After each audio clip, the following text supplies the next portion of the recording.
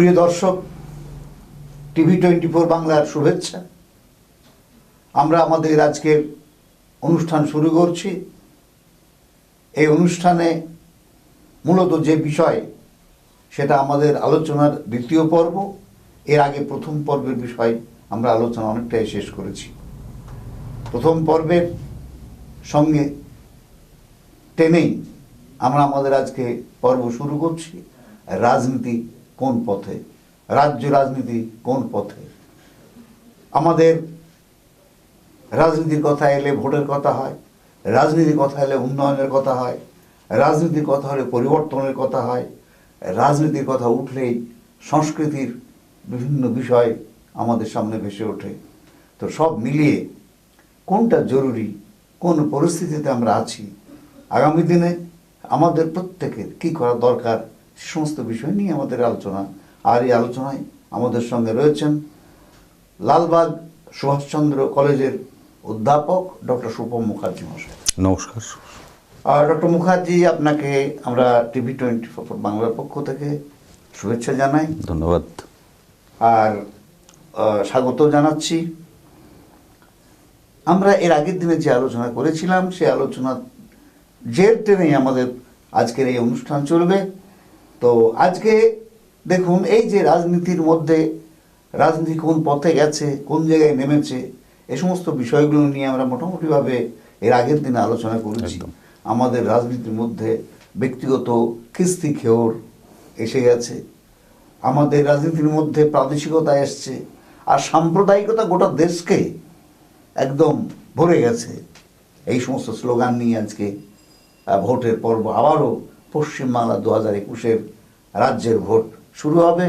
আর ভোটের প্রাককালে আমরা কোন জায়গায় আছি, এই যে citizenship amendment act, citizenship act, নানান রকম অ্যাক্ট যে তৈরি হয়েছে, সেই তার পেছনে কি কারণ ছিল, বা আজকের দিনে তার মানুষ কতটুকু গ্রহণ করছে, সেই বিষয়ে আপনার মতামত আমরা জানতে চাইছি। দেখুন, দুটো বিষয় এর মধ্যে উঠে আসবে। একটা হচ্ছে যে আমরা যারা ভারতবর্ষে রয়েছি এবং নাগরিক অধিকার ভোগ করি, অর্থাৎ সিটিজেন হিসাবে আমার যে যে অধিকারগুলো প্রাপ্য সেগুলো আমি ভোগ করছি। আমার আধার কার্ড, আমার ভোটার কার্ড, আমার রেশন কার্ড, অর্থাৎ এবং আমি ভোটদানে অংশগ্রহণ করছি গণতান্ত্রিক প্রক্রিয়ায়। সুতরাং সেই দিক দিয়ে যদি আপনি বিচার করতে যান, তাহলে এই নাগরিকত্বের কিন্তু আলাদা কোনো অর্থ খুঁজে পাওয়া যাবে না। এটা একটা দিক। দ্বিতীয় কথা হচ্ছে যে এনআরসি নিয়ে যে কথা হচ্ছিল, সেখানে দেখুন, নাগরিকপঞ্জি একটা রাষ্ট্রের থাকবে, এটা তো খুব ভালো কথা, এটা তো থাকবেই। আপনার বাড়িতে কতজন সদস্য আছে আপনি নিজে না জানলে সংসারটা চালাবেন কি করে। কিন্তু মুশকিলটা হচ্ছে যে নির্বাচনের প্রাক্কালে এই বিষয়গুলো এমনভাবে উঠে আসে যেন মনে হয় ভারতবর্ষের আর কোনো কিছু করার দরকার নেই, কোনো উন্নয়নের দরকার নেই, দেশের জন্যে আলাদা করে ভাববার দরকার নেই, শুধু রাজনীতির স্বার্থ চরিতার্থ করার জন্যে কিছু পার্টিকুলার ইস্যুকে সামনে তুলে ধরলেই সবটা হবে। সুতরাং এর কোনো একেবারে সমাধান সূত্র আপনি বার করতে পারবেন, বা সেই অর্থে বলতে পারবেন যে এটা অত্যন্ত আবশ্যিক, না হলে চলবে না, বা বলবেন যে এটা না হলেও চলবে, এই রকম কোনো বোধহয় একেবারে সাদা কালোই কোনো উত্তর দেওয়া সম্ভবপর নয় এটা।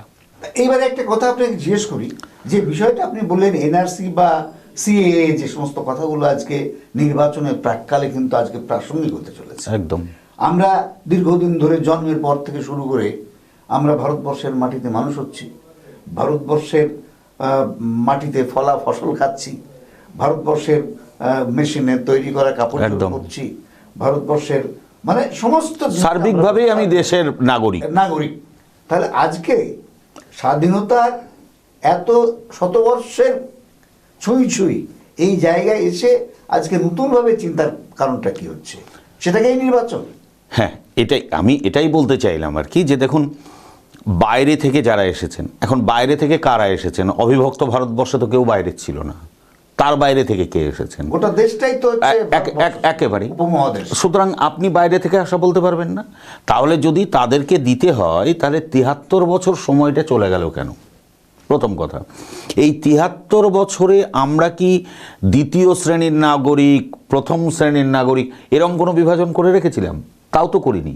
তাহলে সেক্ষেত্রে আমি একটা সিটিজেনশিপ অ্যামেন্ডমেন্ট বিল নিয়ে আসছি, সেটা তো আবার আপনি জানেন যে ৩ মাসের জন্য আবার সংসদীয় কমিটিতে গেছে। আমার প্রশ্ন, ঠিক আছে আমার নাগরিকপঞ্জির প্রয়োজন আছে, কিন্তু তার অর্থ এই নয় যে বাকি সমস্ত কিছুকে বাদ দিয়ে এখন আমাকে এটা নিয়েই লেগে পড়তে হবে। আমার মনে হয় এটাও বোধহয় একটা রাজনৈতিক পলিসি বলুন বা রাজনীতির প্রয়োজনে তৈরি করা একটা ইস্যু, এরকম ধরনের একটা ব্যাপার হয়ে দাঁড়িয়েছে, মানে ভোট ক্যাচারিং এর জন্য একদম বলা যেতে পারে। আজকে এই যে আমরা দেখছি, আজকেই মনে হয় যে আমাদের স্বরাষ্ট্রমন্ত্রীর বাংলায় দুটো সভা ছিল, দুটো সভায় কিন্তু দুরকম চরিত্র আমরা পিঠে পাচ্ছি, এবং সেখানে তিনি সিএ সম্বন্ধে বলছেন এক কথা, কুচবিহারে অন্য একটা কথা বলছেন, সব পরস্পর বিরোধী, তাই না? তো সেটা কেন হচ্ছে? না, বিষয়টা ওই যে আপনাকে বললাম রাজনীতির বাধ্যবাধকতা। অর্থাৎ আমি যখন ঠাকুরনগরে মতুয়াদের কাছে যাচ্ছি, তখন সেখানে তাদের একটা বড় ইস্যু হচ্ছে নাগরিকত্ব। আমি জানি না কোন ধরনের নাগরিকত্ব বা কী ধরনের কথা হচ্ছে। আবার যখন আমি উত্তরবঙ্গে যাচ্ছি, তখন সেখানে কিন্তু এই নাগরিকত্ব নিয়ে আসামে যে ঘটনা ঘটেছে, ত্রুটি হতে পারে বলতে পারেন, বা একটা সরকারি আইন সেটা প্রয়োগ হচ্ছে, প্রয়োগ করতে গিয়ে আমি যাদেরকে নাগরিকত্ব দিয়েছিলাম তাদের নাগরিকত্ব চলে যাবে, এটাও তো কখনোই কাম্য নয়। তো সেই সমস্যাগুলো থাকার কারণে ওখানে আবার ইস্যুটা কিন্তু সম্পূর্ণ আলাদা। স্বাভাবিক কারণে এই রাজনৈতিক বাধ্যবাধকতার জন্যে আমি যে একই কথা সব জায়গায় সমানভাবে বলতে পারবো, এই ব্যাপারটাও কিন্তু হচ্ছে না। ফলে এখানেও সেই রাজনীতির বিষয়ই চলে আসে। বেশ, তা যদি হয়ে থাকে তাহলে পরে আজকে সিএ নিয়ে স্বরাষ্ট্রমন্ত্রী এই কথা কেন বলছেন যে এই আইনটা আমরা লাগু করব টিকাকরণের পর? যদি এত এমার্জেন্সি হয়, তাহলে যখন আইনটা পাস হয়েছিল তার সঙ্গে সঙ্গে হওয়া উচিত ছিল। একদম। এবং আজকের দিনে যখন বলা হচ্ছে, তখনও বলছেন না টিকাকরণের পর, মানে নির্বাচনে আপনি যেটা বলতে চাইছেন যে নির্বাচনের বৈতরণী পার হওয়ার জন্য, একদম নির্বাচনকে সামনে রেখেই এই ইস্যুগুলো জ্বলন্ত হয়ে ওঠে, এবং আফটার ইলেকশন এগুলো আবার নিশ্চয়ই চাপা পড়ে যায়। তা না হলে ৭৩ বছর পর আমরা এই ধরনের ব্যাপার ঘটাতে যাচ্ছি কেন? এটা তো আরো আগে তাহলে করতে পারতাম। তাহলে এটা কি, এটা মানুষকে বোকা বানানোর একটা অপকৌশল হচ্ছে না? দেখুন মানুষ, মতুয়ারা, আমি একটা যেটা বলছি, মতুয়ারা কি এতদিন ভোট দেননি? মতুয়া কি ভারতবর্ষের জল হাওয়া বাতাসে মানুষ হননি? তারা কি ভারতবর্ষের সম্পদ ভোগ করছেন না? সমস্ত কিছু করছেন। একদম। আজকে নতুন ভাবে ওদের নাগরিকত্ব নেওয়ার কি প্রয়োজনীয়তা ঘটলো? এখন আমিও এই ব্যাপারটা যদি আপনি বলেন যে আমার কাছে বা সাধারণ মানুষের কাছে একেবারে পুরোপুরি পরিষ্কার বিষয়টা, তা কিন্তু নয়। অর্থাৎ আমি এসেছি, আমার একটা ভোটার কার্ড আছে, আমার সমস্ত কিছু পেপারস রয়েছে, তা সত্ত্বেও আমি কোনো একটা জায়গায় নিজেকে বোধহয় বহিরাগত বলে ভাবছি।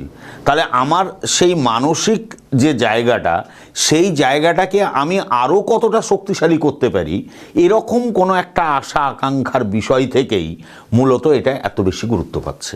এটা আমার ব্যক্তিগত অবজারভেশন। আচ্ছা, এই যে আপনার সেটা হলো একটা দিক, অন্য যে দিকটা আমাদের ভেসে আসছে সেটা কুচবিহারের মতন জায়গায়, সেখানে আবার উল্টো কথা বলা হচ্ছে। কুচবিহারের আবহাওয়া, কুচবিহারের মানুষের সংস্কৃতি, তার থেকে বাংলার কি আলাদা কোনো কিছু বিষয় আছে? বাংলার থেকে তারা পৃথক? এই যে আপনাকে বললাম রাজনৈতিক বাধ্যবাধকতা, আমি ওখানে দাঁড়িয়ে যদি বাইরের লোক সবাই এসে যায়, নাগরিকত্ব সবাই পেয়ে যায়, তাহলে আমরা যারা ওখানকার স্থায়ী আগের থেকে রয়েছি, আমরা কোথাও একটা তাদের মনের মধ্যে একটা আতঙ্ক কাজ করছে, যেটা এখানে হচ্ছে না। অর্থাৎ দক্ষিণবঙ্গে হচ্ছে না, আবার উত্তরবঙ্গে সেটা কাজ করছে। স্বাভাবিক কারণেই এই সবটাকেই আপনাকে ওই রাজনীতির চশমা দিয়ে দেখতে হবে। আচ্ছা, এই সঙ্গে একটা জিনিস আপনাকে একটু স্মরণ করে দিতে চাই, এবং আপনি হয়তো বিস্তারিতভাবে বিষয়টা বলবেন, আপনি অধ্যাপক মানুষ। সেটা হচ্ছে এই যে সিএ নিয়ে আজকে চর্চা হচ্ছে, কাউকে বলা হচ্ছে তোমাদের এতদিন নাগরিকত্ব ছিল না, আমরা পাইয়ে দেবো, তবে এই সময়ের পর, ভোটের পর, তার মানে ভোটটা আমাদের দাও। তেমনি এই যে আপনার সিবিআই মেশিনারি কেন্দ্রীয় সরকারের মেশিনারি, ইডি, এই সংস্থাগুলো হঠাৎ করে ভোটের আগে কেন জেগে ওঠে? আপনি কি ওই বলবেন? একই উত্তর, আপনিও এই উত্তরটা জানেন, যে এই অভিযোগ তো ভারতবর্ষে আজকের নয়, সুদীর্ঘ দিনের একটা অভিযোগ, যে আমি ক্ষমতায় থাকলে, আগের দিন যে আলোচনা করছিলাম আমরা, আমি ক্ষমতায় থাকলে সরকারি পুরো মেশিনারিটাকে আমি আমার স্বার্থে ব্যবহার করতে পারি। এটা শুধু যে আজকের দিনে কোনো একটা বিচ্ছিন্ন ঘটনা হিসাবে আপনি দেখবেন তা নয়। আপনি যদি ইতিহাসের পাতা উল্টান তাহলে দেখতে পাবেন যে এটা একেবারে প্রথম থেকেই সুকৌশলে ব্যবহার করার একটা জায়গা। তা না হলে সাধারণ একটা বিষয়, যে এই যে সারদা বলুন, নারদা বলুন, রোজ ভ্যালি বলুন, এতগুলো মানুষের এত টাকা গেছে, তাহলে সেখানে মূল উদ্দেশ্যটা কি? আমার জনগণকে টাকাটা পাইয়ে দেওয়া। আমি একটা আইনের পদ্ধতির মধ্যে আছি, ঠিক আছে থাকুন, কিন্তু এত লেন্দি এই প্রক্রিয়াটাকে আমি চালাচ্ছি এবং নির্বাচনের আগে আগেই আমি যেন এখানে একটা আলাদা জোর দিচ্ছি, তারপরে আমি দিচ্ছি না, ফলে যে মানুষগুলো টাকা রেখেছিল তারা যদি মারাও গিয়ে থাকে, বেশিরভাগই হয়তো দেখুন এরকম ধরনের ঘটনা আছে, তাহলে সেই টাকাটা তো তারা ফেরত পেল না। তাহলে আমি শুধু রাজনীতির প্রয়োজনে এই ইস্যুগুলোকে জ্বলন্তভাবে তুলে ধরবো সাধারণ মানুষের সামনে, অথচ সাধারণ মানুষের স্বার্থে যে কথাগুলো বলছি সেই স্বার্থটা সাধারণ মানুষের রক্ষিত হবে না। এর মধ্যে তো আপনি ওই দলীয় রাজনীতি ছাড়া অন্য কোনো কিছু খোঁজাটাও বোধহয় ঠিক নয়। আর ওই একদম একদম একদম ওই অ্যাডভান্টেজটা, আনডিউ অ্যাডভান্টেজ এক কথায় বলা যেতে পারে, এটা ছিলই, যেটা কোনো হঠাৎ করে হচ্ছে এরকম ব্যাপার নয়। এটা গণতন্ত্রের পক্ষে মারাত্মক না খুবই সুবিধাজনক? এখানটায় একটা বিষয় আমি আপনাকে বলবো, এই যে বলেন গণতন্ত্রের পক্ষে, মুশকিলটা কি জানেন? আমাকে মার্জনা করবেন, আমি নিজের যে জায়গাটা দেখি, যে গণতন্ত্রে আমাদের মূল কথা হচ্ছে মেজরিটি মাস্ট বি গ্র্যান্টেড। আচ্ছা আপনি বলুন তো, ভারতবর্ষের বেশিরভাগ মানুষ তারা যেভাবে যে কোনো জিনিসকে বিচার করে, বোঝে, দেখে, সেটাই যদি শেষ কথা হতো তাহলে অনেকগুলো উদাহরণ দেওয়া যায়। আপনি দেখবেন যে সত্যজিৎ রায়ের সিনেমা বক্স অফিস হিট হয় না, আবার বেদের মেয়ে জ্যোৎস্না হিট হয়ে যায়। আবার এমনও হয় যে বক্স অফিস হিট হলো, সেটা একটা ভালো ব্যবসা করলো, ভালো সিনেমা হলো, তার মানে কি মানুষ দেখতে যায়নি? দেখতে গেছিল। কিন্তু আমি প্রকৃত ভালো বলে কোনটাকে জাজ করছি, নাকি আমি অন্যরা যাচ্ছে বলে যাচ্ছি, আর আমার রুচিটা কি, আমার বিচারধারাটা কি, এই মেজরিটিকে আমি তো সেই শিক্ষার জায়গায় নিয়ে আসতে পারিনি। এটা তো অস্বীকার করার কোনো কারণ নেই। যে কারণে এই যে রাজনীতিতে প্রভাবিত করা, রাজনীতিতে বিভিন্ন ইস্যু মানুষের সামনে তুলে ধরা এবং মানুষকে তাৎক্ষণিকভাবে কোনো একটা সুবিধা পাইয়ে দেওয়ার কথা বলে ভোটটা হয়ে যাওয়ার পরে আবার শীত ঘুমে চলে যাওয়া, এটা সম্ভব হচ্ছে কেন? এই বেশিরভাগ মানুষকেই তো নিয়ন্ত্রণ করে গণতন্ত্র। তাহলে এই বেশিরভাগ মানুষের প্রকৃত শিক্ষা যদি হয়ে থাকতো, তাহলে কি সত্যি আমাদের এই আলোচনাগুলো করার প্রয়োজন পড়তো? দেখুন, আপনি যে কথাটা বলছেন, মেজরিটি মাস্ট বি গ্রান্টেড, অর্থাৎ মেজরিটি যেখানে হবে গণতন্ত্রের তারাই শাসন করবে, একদম তার শাসকের জায়গায় বসবে, রাজার জায়গায় বসবে, আর প্রজাদেরকে তার লালন পালন করবেন, তাই তো? একদম। তো আমাদের দেশের যে সরকার, সে সরকার কি সত্যি সত্যি মেজরিটি পোর্শন তারা তাদেরকে নির্বাচিত করেছেন? অবশ্যই, কারণ আপনি ভোটে যখন কাউকে দেখছেন বেশি পেয়েছে, যেমন ধরুন আপনি এই যে বললেন, যেমন আমাদের নোটার রোলটা কি, আমি সত্যি নিজেও আমি এই ব্যাপারটা নিয়ে ভেবেছি, যে আমি কোনো সদুত্তর পাইনি। অর্থাৎ ধরুন 100টা ভোটের মধ্যে দেখা গেল যে প্রায় ধরুন 98টা ভোট একদিকে চলে গেল, একজন দুটো ভোট পেল, তাহলে সে জিতবে? তাহলে নোটায় 98টার কোনো গুরুত্ব নেই। ভোটটা নষ্ট হলো বলা হলো, কিন্তু আমি যদি মন মতো প্রার্থী না পাই, আমাকে কাকে ভোট দিতে হয়? বিভিন্ন রাজনৈতিক দল যাদেরকে নির্বাচনে টিকিট দেয় তারা দাঁড়ায়। আপনি বলবেন নির্দল হিসাবে যে কেউ দাঁড়াতে পারে, অবশ্যই পারে, কিন্তু দাঁড়াতে গেলে এই মুহূর্তে নির্বাচনে একজন সাধারণ মানুষ যদি প্রতিদ্বন্দ্বিতা করে, তার পিছনে যে খরচের বিষয়টা থাকে, সাধারণ মানুষের পক্ষে সেটা করা সম্ভব নয়, কারণ এখন প্রচার সর্বস্বতার একটা দিক আছে। দ্বিতীয় কথা হচ্ছে প্রতিটি মানুষের কাছে পৌঁছানো। তাহলে আমি যাদেরকে নির্বাচিত করছি সেখানে কিন্তু আমার পছন্দের কেউ নয়, আমাকে তাদের মধ্যে থেকে পছন্দ নির্বাচিত করতে হচ্ছে। তাহলে এটা পুরোপুরি দল নিয়ন্ত্রিত গণতন্ত্র হয়ে গেল না? অর্থাৎ আমি এলাকায় যে মানুষটিকে ভালো বলে জানি, যে মানুষটিকে আমি পছন্দ করি বা যে মানুষটির দ্বারা আমার এলাকার উন্নয়ন হতে পারে, এই মানুষটিকে নির্বাচিত করার সুযোগটা আমার হাতে নেই। ফলে আমি নোটাই গিয়ে দিচ্ছি। আরে নোটাই দিয়েছো, নোটার ভোটটা দিয়ে যদি দেখা যেত যে ওই 50%-এর ওপর ভোট যদি নোটাই পড়ে যায়, তাহলে সেই ভোটটা বাতিল হবে। এটা আমরা করতে পারবো না। আর্থিক সংস্থানের বিষয় রয়েছে, একটা নির্বাচন মানে বিপুল টাকা খরচ। স্বাভাবিক কারণে কোথাও যেন একটা বেঁধে দেওয়া একটা নির্দিষ্ট সীমানার মধ্যেই আমাদেরকে প্রতিনিধি নির্বাচন করতে হয়।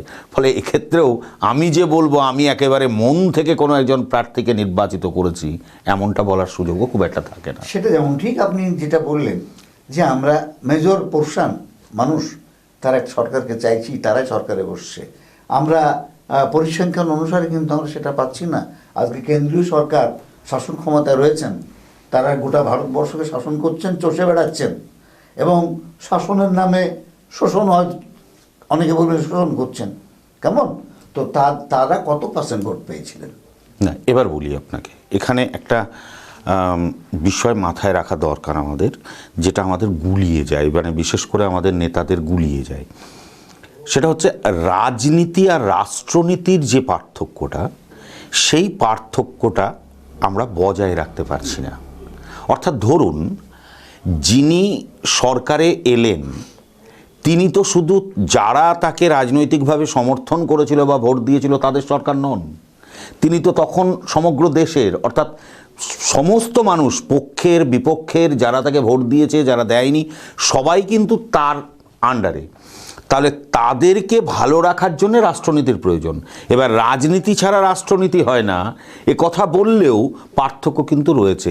কারণ রাজনীতিতে ওই যে বললাম সংখ্যাধিক্যের প্রশ্ন আছে, বেশিরভাগ মানুষকে পক্ষে রাখার বিষয় আছে, কিন্তু যখন আপনি কোনো সুষ্ঠুভাবে রাষ্ট্রনীতি নির্ধারণ করবেন যেটার উপরে দেশের ভবিষ্যৎ এবং দেশের উন্নয়ন নির্ভর করবে, সেখানে কিন্তু জনসমর্থনের আলাদা করে প্রয়োজন পড়ে না। ফলে সেখানে দরকার একটা মানসিকতার। ফলে আমি যখন নির্বাচিত হয়ে গেলাম, তারপরে আমি রাজনীতি অর্থাৎ দলীয় রাজনীতির ছোঁয়াচটাকে ছাড়িয়ে কোনো একটা বিশেষ গোষ্ঠীর জন্য না ভেবে সামগ্রিক সবার জন্য ভাবা, অর্থাৎ এই যে সার্বিক উন্নয়নের ভাবনা, সেই ভাবনাটা আমাদের গুলিয়ে যায়। কারণ আমরা জানি 5 বছরের জন্য গদি পেয়েছি, আমার জায়গাটাকে ঠিক রাখতে গেলে আমার লোকগুলোকে সুবিধা দিতে হবে, আমার লোকগুলোর কথা ভাবতে হবে, কারণ আমাকে আবার নির্বাচিত হয়ে আসতে হবে। আচ্ছা, আমরা তো যা মোটামুটি আমাদের কাছে যে ইনফরমেশন, তা হয়তো আর কয়েকদিন পরেই ইলেকশন কমিশন ভোটের ঘোষণা করবেন এবং অলরেডি ভোট যারা করছেন তারা কিন্তু তাদের কাজগুলো চালিয়ে যাচ্ছেন, রাজনৈতিক দলগুলো তাদের কাজ শুরু করে দিয়েছেন, এখানে তারা কোনো থেমে নেই। কিন্তু আজকে এই কয়েকদিন ভোট নির্ঘণ্টের ঘোষণার আগেই আজকে নানান কথা আমাদের সামনে আসছে। উন্নয়ন, এই উন্নয়নটা আজকের দিনে কেন? সবচাইতে বড় দুর্ভাগ্যের বিষয় আপনি উত্থাপন করেছেন যথার্থভাবেই। যেটা ছোট বাচ্চাকেও জিজ্ঞেস করুন যে নির্বাচনের প্রাককালে আমরা যাদের দেখা পাই, নির্বাচনের প্রাককালে আমরা যে উন্নয়নের কথাগুলো শুনি, প্রতিশ্রুতির বন্যা বয়ে যায় এবং বিভিন্ন প্রকল্প ঘোষিত হয়। আগে এটা হতো কি, হচ্ছে হবে, মানুষের মোহভঙ্গ হতে হতে এখন মানুষ এটা বুঝে গেছে যে ভোটের আগে যেগুলো বলা হয়, প্রতিশ্রুতি দেওয়া হয়, কোনো সময়ই সেটা পরিপূর্ণ হয় না। স্বাভাবিক কারণে কি করতে হচ্ছে, ভোট আসন্ন হলে তার আগে তড়িঘড়ি কিছু প্রকল্পকে বাস্তবায়নের কথা ভাবতে হচ্ছে। মানুষের এই বিশ্বাসযোগ্যতার জায়গাটাকে ইনারাই নষ্ট করেছেন। আবার ইনারাই সেখান থেকে লাভ নেওয়ার জন্যে একটা নির্দিষ্ট সময়ের মধ্যে বলছেন এই উন্নয়নটা আমি শুরু করলাম, এটা এখন কন্টিনিউ হবে, এটা কন্টিনিউ হলে তোমরা এই উপকারগুলো পাবে। মুশকিলটা কোথায় জানেন? যে সারা বছর ধরে যদি আমি উন্নয়নটাকেই প্রাধান্য দিয়ে থাকি, সারা বছর যদি আমার উন্নয়নটা পাখির চোখ হয় এবং মানুষকে সুবিধা দেওয়াটা আমার যদি একমাত্র লক্ষ্য হয়, তাহলে তো এই সময়ে আলাদা করে এই পলিসিগুলো নেওয়ার কোনো প্রয়োজন পড়ে না। না, ফলে কিন্তু দেখুন আমরা যেটা দেখি পশ্চিমবাংলায় বিশেষভাবে আমরা দেখেছি যে অনেকগুলো প্রকল্প কিন্তু অনেকদিন ধরে চালু হচ্ছে। একদম একদম 100 বার আমি ভোটের মুখে বলে আমি নয়, আমি আমি কি আমরা বলছি, এটাও দেখেছি। ওই যে প্রকল্পগুলো আগের থেকে যেগুলো চালু হয়েছে সেগুলো তো প্রকৃত মানুষের কাছে সুবিধা পৌঁছে দেওয়ার জন্যে, কিন্তু আমি বলছি ভোটের মুখে আপনি যেমন সিবিআই এর কথা বলছেন, ভোটের আগে যেমন সিআইডির কথা বলছেন, সেগুলোকে যেমন তুলছেন, ঠিক তেমনি এই যে তাৎক্ষণিক ইস্যুগুলো, যে ইস্যু দিয়ে মানুষকে কোনোভাবে একটু বুঝিয়ে দেওয়া যে আমি তোমার পক্ষেই রয়েছি, দেখো এতদিন হয়নি কিন্তু এবার আমি করছি, এই জায়গাটাকে যদি আমি পাখির চোখ করি তাহলে তো নির্বাচনী বৈতরণী পার হওয়ার বিষয়টা ছাড়া অন্য কোনো কিছু এর মধ্যে থেকে উঠে আসবে না। আজকে আমরা যেমন দেখছি, আজকে স্বরাষ্ট্রমন্ত্রীর ভাষণের থেকে আমরা জানতে পারলাম, বা টিভির পর্দার থেকে আমরা মূলত জানতে পারলাম যে দক্ষিণেশ্বর থেকে নোয়াখালী যে মেট্রো রেলের কাজ সেগুলো ত্বরান্বিত হয়েছে এবং চালু হয়ে যাবে। তো হঠাৎ আজকে কেন? একই কথা আমি একদম মানে যে কোনো প্রকল্পের ক্ষেত্রেই বলছি যে এরা কি 5 বছর 4.5 বছর ধরে শীত ঘুমে থাকেন, তারপর হঠাৎ করে যখনই শিওরে নির্বাচন আসবে, ফলে নির্বাচনে আমাকে জয়লাভ করতে হবে, আমার দলকে জেতাতে হবে, সুতরাং আমি গাল ভরা কিছু কথা বললাম, কিছু প্রতিশ্রুতি দিলাম, কিছু কাজ শুরু করলাম, করে আমি দেখালাম, এতে কি সত্যিকারের প্রকৃত উন্নয়ন হবে? তা তো হবে না। বা জনগণকে আমি যে কুম্ভীরাশ্রু বলবো, যে চোখ দিয়ে জল গড়িয়ে পড়ছে, কি না আমি জনদরদি জনগণের কাজ করি। আরে বাবা, জনগণের জনদরদি কাজ করলে তুমি 5টা বছর করলে না, তুমি হঠাৎ করে এই প্রকল্পগুলোকে মানুষের সামনে এনে হাজির করছো কেন? তো সেখানেই তো তোমার বিশ্বাসযোগ্যতা প্রথমে ধাক্কা খায়। কিন্তু ওই যে বললাম, মেজরিটি মানুষের তো এত ভেতর থেকে ভাববার ক্ষমতা নেই, কারণ তাদের তো নুন আনতে পান্তা ফোড়ানোর অবস্থা। ফলে এত চিন্তা ভাবনা, এত চর্চা, আপনি বেশিরভাগ মানুষকে গিয়ে জিজ্ঞেস করুন তুমি কি চাও, সে পরিষ্কারভাবে, একজন শিক্ষিত মানুষও কিন্তু পরিষ্কারভাবে বলতে পারবে না। আমরা কি করি? আমরা নিজেদের বুদ্ধিমত্তার জোরে আমরা আলোচনা করি, সমালোচনা করি, বিভিন্ন বিষয় নিয়ে আমাদের কাজই হচ্ছে চুলচেরা বিশ্লেষণ করা, এবং মতামতের জন্যেই মতামত, অর্থাৎ আপনি কিছু একটা করছেন, সেখানে সেই জিনিসটা হয়তো ভালো, এত ভালো যে সেখানে হয়তো আর কোনো কথা বলার জায়গা নেই, কিন্তু তথাপি আমার অস্তিত্বের সংকট আছে, আমাকে কিছু বলতে হবে, তাই আমার উপস্থিতি জানান দিতে আমি এমন একটা বিষয় সেখানে উত্থাপন করলাম যেটা হয়তো সেই মুহূর্তে বাস্তবায়ন সম্ভব নয়, কিন্তু তথাপি আমাকে সেটা বলতে হবে। ফলে আমরা বলতে ভালোবাসি, আমরা সমালোচনা আলোচনা করতে ভালোবাসি, কিন্তু আমরা কখনো সার্বিক বিষয়টা কিভাবে কার্যকরী হবে এবং যে সোনার দেশ আমরা চাইছি সেই দেশটা প্রকৃতভাবেই কিভাবে গড়ে উঠতে পারে সেই ব্যাপারেও কিন্তু আমাদের নির্দিষ্ট কোনো বাধা ধরা ছক বা চিন্তাভাবনা নেই। এই যে আমরা তো নির্বাচন মানে অবাধ নির্বাচন মানে সুষ্ঠু নির্বাচন মানে কেউ কাউকে স্বাধীনভাবে তার মতো একদম নিয়ে আলোচনা করছিলাম, সবগুলো নিয়ে আমরা জানি। কিন্তু আজকে নির্বাচনে বিভিন্ন দল তারা তো প্রতিশ্রুতি দিচ্ছেন। এই যে প্রতিশ্রুতিটা, এটা কি তাহলে নির্বাচন কমিশনের বা নির্বাচনী প্রক্রিয়ার নিয়ম ভঙ্গ হচ্ছে না? আপনার কি মনে হয়? সেটাই আমি আগের দিনও আপনাকে এই নিয়ে বলছিলাম যে নির্বাচন মেশিনারি দিয়ে আমরা আলোচনাটা করেছিলাম, এবং এমনকি নির্বাচনের বৈতরণী পার করে দেওয়ার জন্য বিভিন্ন ধরনের সংস্থা তৈরি হয়েছে। আমার কথা হচ্ছে, আপনি জনগণের কাজ করতে গেছেন, তা আপনি যদি মনে প্রাণে জনদরদি হন এবং জনগণের কাজ করে থাকেন, তাহলে আপনার তো এই মেশিনারি, এই প্রক্রিয়ার কোনো প্রয়োজন হবে না। বিষয়টা হচ্ছে আমরা মানুষকে তো সেই জায়গায় সচেতন করতে পারিনি, ফলে আমাদেরও ভয় আছে যে আমি যে মানুষটার উপকার করলাম সে এক রাতের কোনো বিশেষ প্রলোভনে আবার উল্টো দিকে চলে যাবে না। তো এইটার কারণ কি? এটার কারণই হচ্ছে সার্বিকভাবে জনগণের চিন্তাভাবনার উন্নয়ন। সেটা কি দিয়ে হবে? আপনি বলবেন যে ধরুন আজকে যেমন এই যে স্কুল খুলছে 12 তারিখ থেকে, তো আমরা এমনি ভারতবর্ষের দিকে আপনি যদি এডুকেশনের রেশিও দেখেন, এমনিতে বলা হয় যে নন প্রোডাক্টিভ এরিয়া। আপনি যে কোনো জায়গায় গিয়ে বলুন, সেখানে বলবে যে এখান থেকে তো সরকার রিটার্ন কিছু পায় না। আরে বাবা, রিটার্ন পায় না, দেশটা চালাই কারা? এখান থেকে তো সেই রিটার্নটা আসে। কিন্তু এই রিটার্নটা কি বলুন তো, একটা দীর্ঘমেয়াদী বিষয়। আপনি জানেন যে কেরালা আজকে শিক্ষার ক্ষেত্রে সবচেয়ে বেশি এগিয়ে আছে। তো এই এগিয়ে থাকার কারণ কি? কারণ সেই সময়ে, অর্থাৎ ওই নাম্রদিপাতের সময়ের যে বামফ্রন্ট, সেই সময়ে পার্টি অফিস তৈরি না করে কিন্তু বিদ্যালয় স্থাপন হয়েছে, যার ফলটা আজকে ওখানে আসছে। আমার কথা হচ্ছে যে আমি শুধু ভোটটাকে পাখির চোখ করে পলিসিগুলোকে নেব এবং ইমপ্লিমেন্ট করব, নাকি সার্বিক উন্নয়নটা আমার কাছে প্রায়োরিটি পাবে। যদি সেটা হতো তাহলে ওই যে বললাম যে আজকের দিনে এই ভোটের আগের এই সমস্ত ইস্যুগুলোও তাদেরকে সামনে হাজির করতে হতো না, মানুষকে বোঝানোরও দরকার ছিল না, ভুল বোঝানোরও কোনো অবকাশ হতো না, মানুষ নিজেই সিদ্ধান্তটা নিতে পারত। সুতরাং সেটা তো আমরা করিনি। অর্থাৎ গোড়া থেকে মানুষকে তৈরি করার যে প্রক্রিয়া, সেই প্রক্রিয়াটা তো আমাদের উদ্দেশ্য নয়। আমাদের 5 বছরের জন্য কি করতে হবে এবং 5 বছরে আমাকে ক্ষমতায় আসার জন্য কি করতে হবে, এটা আমার কাছে ফার্স্ট প্রায়োরিটি হয়ে দাঁড়িয়েছে। ফলে দেশের উন্নয়ন, জনগণের উন্নয়ন, সাধারণ মানুষের ভালো থাকা, এগুলো আমার কাছে অত গুরুত্বপূর্ণ নয়। আমার কাছে গদি চাওয়া, ক্ষমতায়ন, যেটা আগের দিন বলছিলাম, সেটাই মূল বিষয় হয়ে দাঁড়িয়েছে। এই একটা জিনিস কি আপনার মনে হয় যে অটল বিহারী যখন আমাদের ভারতবর্ষের প্রধানমন্ত্রী ছিলেন, তখন কিন্তু রাস্তাঘাটে বিস্তর উন্নয়ন হয়েছে, এটা বলে আপনি আমার সঙ্গে স্বীকার করবেন। এবং তিনি এই আজকের দিনের যিনি প্রধানমন্ত্রী, তিনি যখন দাঙ্গা সৃষ্টি করেছিলেন গুজরাটে, তখন কিন্তু উনি মুখ্যমন্ত্রী ছিলেন খুব সম্ভবত। তো সেই সময় উনি কিন্তু বলেছিলেন যে তোমাকে রাজধর্ম পালন করতে হবে। তো সেই মানসিকতা, সেই দল,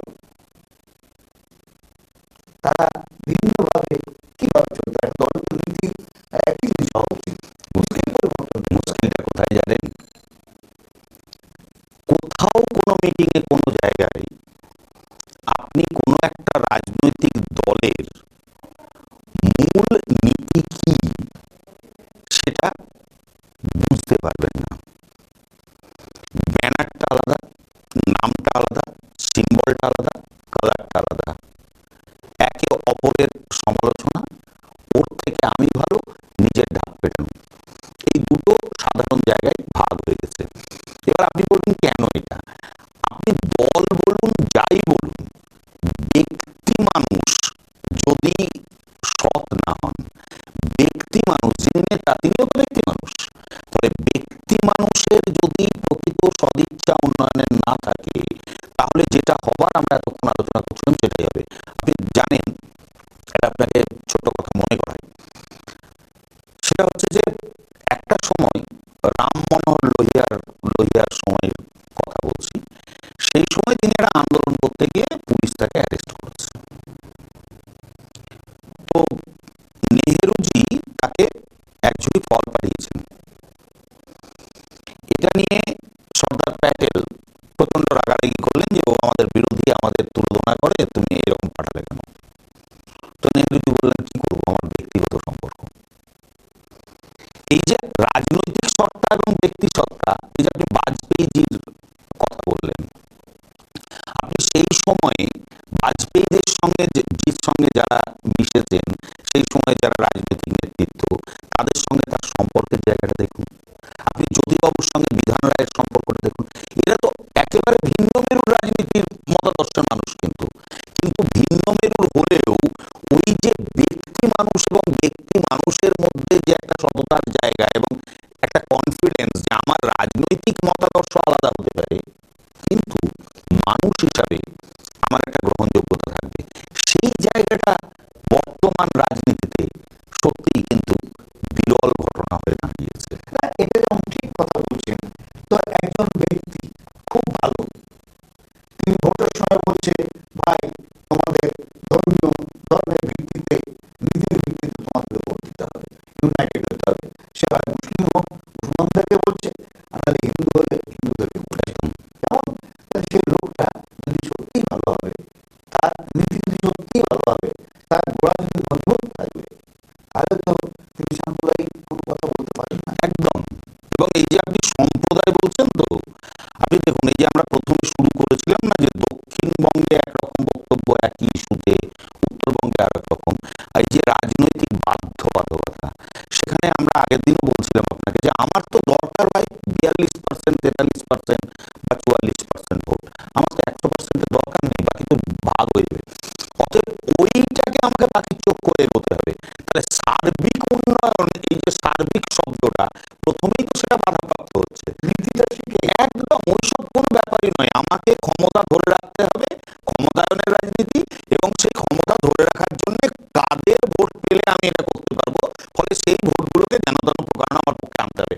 তার পরবর্তী পরিণতি কি দাঁড়াতে পারে সেটা পরবর্তী প্রজন্মের কাছে হোক বা দেশের কাছে এটা কতটা মারাত্মক হয়ে দাঁড়াতে পারে সেটা তো আমার ভাবার কথা নয়। আমার এখন রাজনৈতিক বাধ্যবাধকতা আছে, অতএব আমাকে এটা করতে হবে। আজকে সবথেকে বড় কথা হচ্ছে যে আমরা কিন্তু বাঙালি সংস্কৃতি নিয়ে খুবই চর্চা করছি। আমরা বাঙালি, বাংলা ভাষাকে ভালোবাসি, বাংলার আচার আচরণকে ভালোবাসি, সমস্ত কিছু করি। তো হঠাৎ করে বাংলার সংস্কৃতি নিয়ে এত বেশি মানুষ উৎসাহিত হয়ে গেল কেন? তিনি বাইরে থেকে এসে তারাও বাঙালি সংস্কৃতি নিয়ে চর্চা করছেন, বাঙালির উন্নতি কামনা করছেন, আমরাও বাংলায় থেকে বাংলার উন্নতি কামনা করছি। এই বিষয়টাকে আপনি কি চোখে দেখবেন? ভোট বড় বালাই, এটা দিয়ে আমরা শুরু করেছি এবং বিষয়টা আরো একবার আপনি ভালো একটা জায়গা তুললেন যে বাঙালি এই যে সাম্প্রদায়িকতার কথা বলছিলেন না, আমি বললাম যে পার্সেন্টেজ ভোটে, তো সেখানে কেউ যদি কোনো একটা ধর্মীয় পার্সেন্টেজ নিয়ে কথা বলে তাহলে আমি যদি দেখি তার বিরুদ্ধে যারা আছে তারা সংখ্যায় অত বেশি নয়, তাহলে আমি ভোটের বাক্সটা বড়াবো কি করে? তখন আমাকে কি করতে হবে? আমাকে সাংস্কৃতিক বিভাজন তৈরি করতে হবে। বাঙালি এই বিষয়টা আপনি প্রায়শই শুনবেন বাঙালি বুদ্ধিজীবী। আচ্ছা বলুন তো, মানে আপনারা তো বয়োজ্যেষ্ঠ মানুষ, ছোটবেলা থেকে বাঙালি হিসাবে যে মূল্যবোধ নিয়ে আপনি বেড়ে উঠেছেন, আজকে কি আমাদের পরবর্তী যে জেনারেশন, সেই জেনারেশনের মধ্যে সেই মূল্যবোধটা কাজ করে? ডক্টর মুখার্জি, আমরা যখন হিন্দু মুসলমানের প্রশ্ন তুলবো, আমরা বাঙালি অবাঙালি প্রশ্ন তুলবো, আমরা যদি যে কোনো ভাবে সাম্প্রদায়িকের মধ্যে একদম সেটাই বলছি আমি, সেটাই। সেই জায়গায় মানুষ ভুল করলেও আপনার মতো মানুষ, সমাজের উচ্চ স্তরের মানুষ ভুল করবেন না, বা আমাদের পক্ষ থেকেও এ ধরনের কোনো ভুল কথা নয়, একদম করা ঠিক নয়। একদম। আমি শুধু একটা কথাই বলবো, এই যে ভোটটাই যদি ভুল কথা হয় তাহলে আমরা কাকে ভোট দেবো তার একটা অন্তত মিনিমাম ক্রাইটেরিয়া থাকবে। একদম একদম একদম। এই 26 জানুয়ারি অনুষ্ঠানে একজন বলছিলেন এদের একটা মিনিমাম শিক্ষাগত যোগ্যতা দরকার। এই বিষয়ে আপনি কি বার্তা দেবেন? না দেখুন, এটা তো আপনি যেমন বলছেন যে আমি কোনো একটা চাকরির ক্ষেত্রে বা যে কোনো ক্ষেত্রে আমি একটা মিনিমাম যোগ্যতা বেঁধে দিই যে এই যোগ্যতা হলে এইটা তুমি পাবে। এখন এই যোগ্যতা, ডিগ্রি, শিক্ষা, মূল্যবোধ, এটা নিয়ে আমরা আগের দিনও আলোকপাত করেছিলাম। সেখানে বিষয় হচ্ছে আপনি এটা পারবেন না কারণ আপনি বৃহত্তর গণতন্ত্রের কথা বলেন, আপনি সমস্ত মানুষকে সমান চোখে দেখেন, ফলে আপনি যদি ওই শিক্ষাগত যোগ্যতা বা কোনো কিছু দিয়ে একটা বাঁধতে যান তাহলে সেখানে আবার ওর মধ্যে যারা আসতে পারেনি ওই গণ্ডির মধ্যে তারা আবার বঞ্চিতের দলে থেকে যায়। সুতরাং সেটা হয়তো আইন করে কোনো সরকারি কেবি করবে না, কিন্তু আমার যেটা বলার যে আপনি ডিগ্রি না দেখুন, যোগ্যতা না দেখুন, অ্যাটলিস্ট সমাজে যারা ভালো মানুষ বলে পরিচিত, যাদের সামাজিক উন্নয়নের একটা জায়গা আছে, সবসময় দেশে রাজনীতি করতে হবে এমন তো ব্যাপার না। আপনার আইনগত একদম অবশ্যই গ্রহণযোগ্যতার জায়গা থেকে। আমাদের সময় শেষ, আর সময় একদমই নেই। আমরা যে নিশ্চয়ই আমরা দেখবো যে এই যে দুয়ারে দুয়ারে সরকার মানুষের কল্যাণের জন্য যাচ্ছে বা আরো বিভিন্ন প্রোগ্রামের মধ্যে দিয়ে সেগুলো সার্থক রূপ লাভ করুক। ভোট যাই হোক না কেন, অন্তত এই প্রোগ্রামগুলো সার্থক লাভ করুক, আর মানুষ সঠিকভাবে সঠিক লোককে সঠিক দলকে যেন বেছে নিতে পারেন। একদম, মানে নিজের ভাবনার থেকে আপনি বিচার করুন যে আপনার কাছে গ্রহণযোগ্যতা কার বেশি, কে এলে আপনার সুবিধা হবে, আপনি আপনার স্বার্থ রক্ষা করতে পারবেন, দেশের স্বার্থ রক্ষা করতে পারবেন। সেখানে কোথায় কোন মিটিং এ কে কি বললেন, কিভাবে বললেন, বা হঠাৎ করে কে আপনাকে কোন প্রলোভন দিলেন, সেই জায়গাটাকে পরিহার করে এই যে ব্যক্তি চিন্তার, এই যে বাঙালির প্রশ্নটা তুলে নিলে তো বিস্তারিত বলা যায়, কারণ বাঙালি এখন আক্ষেপপ্রবণ জাতি। ছোটবেলা থেকে আমরা বাড়িতে দেখেছি যে একটু ভালো খাও দাও তুমি থাকো, ফলে আমার কাছে টাকাটা কিন্তু মূল্যবোধের জায়গা ছিল না। সম্প্রদায় একদম একদম একদম একদম একদম একদম একদম। অসংখ্য ধন্যবাদ। আমরা ক্ষমা চেয়ে নিচ্ছি। আমরা আগামী দিনে আরো খুব সুন্দর সমৃদ্ধ সাথে আলোচনা করব। ধন্যবাদ ডক্টর মুখার্জি, আপনাকে ধন্যবাদ। আপনাকে অসম্ভব ভালো প্রশ্ন করেছেন, এই জন্য আপনাকেও ভীষণ ধন্যবাদ। আর শ্রোতা বন্ধুরা, আপনাদের